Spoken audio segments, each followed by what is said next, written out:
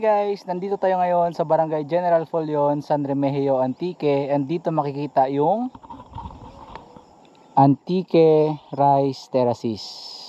Unfortunately, ngayon ay hindi pa season ng pagtanim ng palay. So makikita ninyo, kadalasan sa mga tanim dyan sa baba ay tabako. Kasi yung pangunahing produkto ng kanilang barangay ay tabako. And ganito yung view rito. Ito yung campsite na madalas pinagkakampingan ng mga tao, which is pinagkampingan din natin nung nagpunta tayo dito nung una.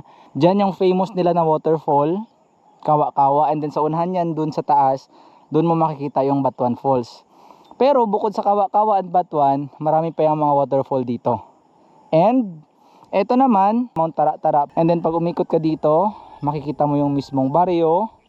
Ito yung General Follion, or also known as Danao, Danao Bahol, and Danao Iki.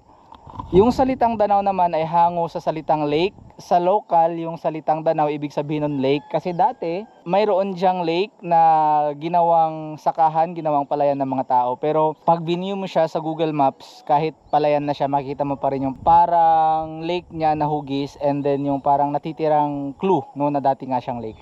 Pag lumipat ka dito sa kabila, ayan naman yung tinatawag na Mount Igbanto. Dito sa kabilang side, ito yung east side. Makikita mo rito yung mga bundok din na matataas. And meron din daw dyan na mataas na waterfall na interested sana tayong puntahan, pero parang hindi possible sa ngayon. And then marami rin dito mga rice terraces. And diyan naman na daan is going to Kansilayan, Kulyat, yung mga barangay naman ng Valderrama na katabi nito. Pero it's a long walk pa bago mo marating. And itong General Follion ay sakop na ng San Remigio, Antique.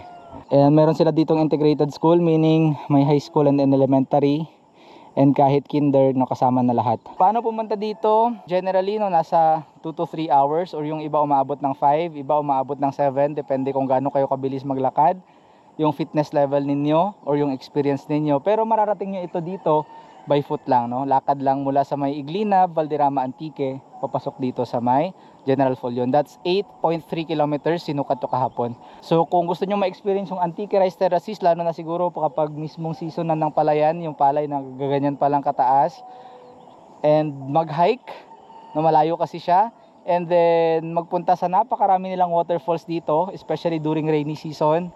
Isa ito sa dapat mapuntahan yung lugar. Pero take note, isa rin ito sa mga pinakamahirap puntahang barangay sa buong probinsya ng Antique. So share ko lang, bye bye, salamat.